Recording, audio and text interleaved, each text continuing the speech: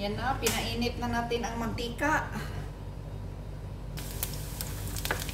Isunod natin ang half cook na mushroom. Mushrooms pala, mushrooms.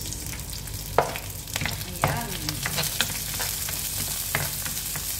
Mas gusto ko ganito ang ipaluto nila mga karosas kasi madali lang lutuin, walang masyadong spices.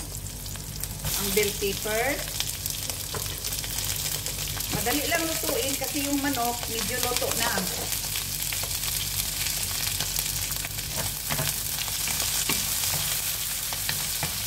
Yan, ganito lang kasimple mga karosa.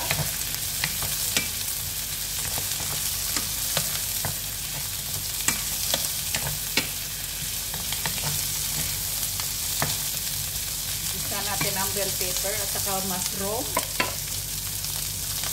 Tapos lagyan natin ng kunting black pepper. Aray.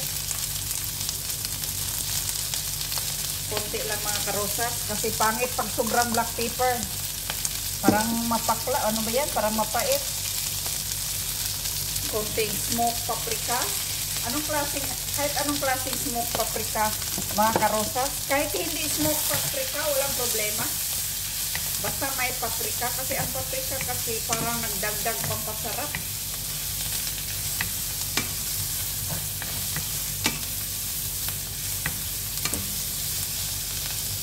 Ayan. Tapos ilagay na natin ang manok na marinated na naka-fry na. Half-cook. Ayan. Ganito lang kasimple mga karosa.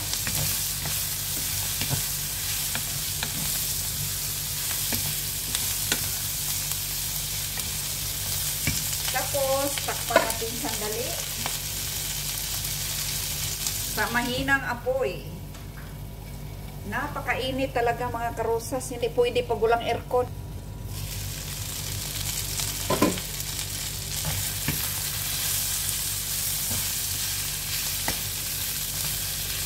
Ayan, nakita niyo mga karosas. Looks so yummy. Tapos ilagay na natin ang sauce. Bali, ano lang ito, yung Thai seasoning. Iwan ko anong tawag dito. Yung, tika, ipakita ko yung buti.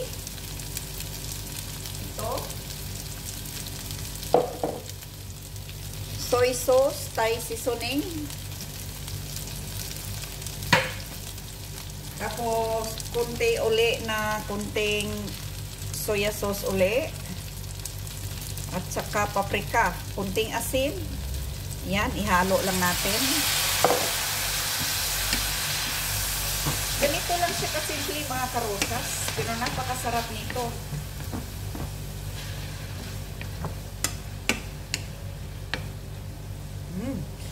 Ang bango talaga.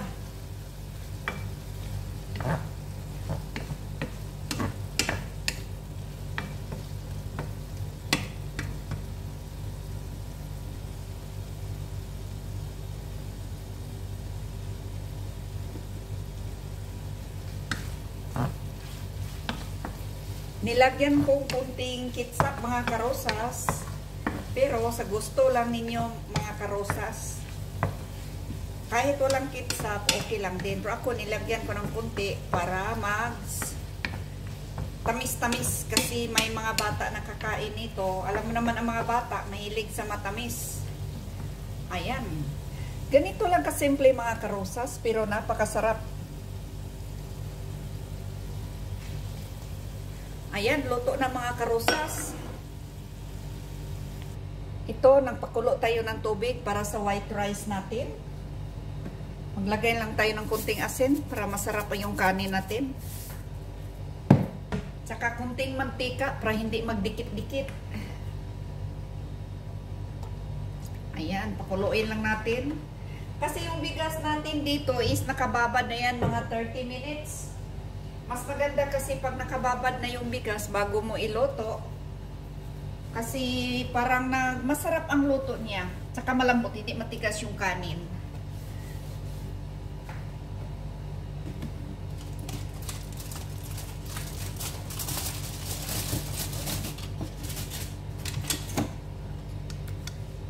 Ito na yung manok natin, marinated na ito. Ready na ito ilagay sa oven. May lemon ito, may yogurt, may black pepper, may paprika, may crushed ginger, crushed garlic, asin, olive oil, konting black pepper lang din ang nilagay natin, at saka may mga gulay-gulay sa gusto nyo, anong klaseng gulay ang ilagay nyo. Ayan, tapos maya konti, i-bake natin ito sa mahinang apoy for almost 1 hour. Ayan. Takpan lang natin ng aluminum. Ito ang buhay OFW, mga karosas. Araw-araw, paulit lang ang ginagawa natin. Ulit-ulit lang. Kung saan yung luto ko na medyo paborito nila, natikman nila na medyo masarap, yun ang laging ipaluto nila, mga karosas. Mahilig sila sa Chinese food. Yung mga anak kasi hindi gaano mahilig sa spices. I mean, yung mga anak kasi hindi masyadong mahilig sa spicy. Yung mama naman niya mahilig sa spicy na medyo maanghang. Yung mga anak nila baliktad. So, ito lang ang luto natin ngayon. Ipainit na natin ang oven para maya kunti.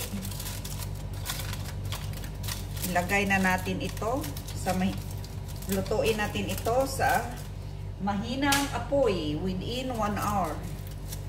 Dahan-dahan lang pagluto natin para masarap ang pagluto at saka medyo malambot. Huwag biglain kasi mag-dry siya. Mawala yung pinaka-sauce niya pag pabilisan ng apoy. Yung ano ba pataasan masyado ang init sa oven, yung low medium heat lang siya. Yung medium heat lang siya, hindi masyadong mataas yung ano niya, sobrang init kasi mag-dry siya. Yung dahan-dahan ng apoy, masarap na pagkaluto at saka malambot. Ayan. Mayroon pa akong lulutuin, mga karosas. Ipakita ko yung in-order ko na kunting gulay.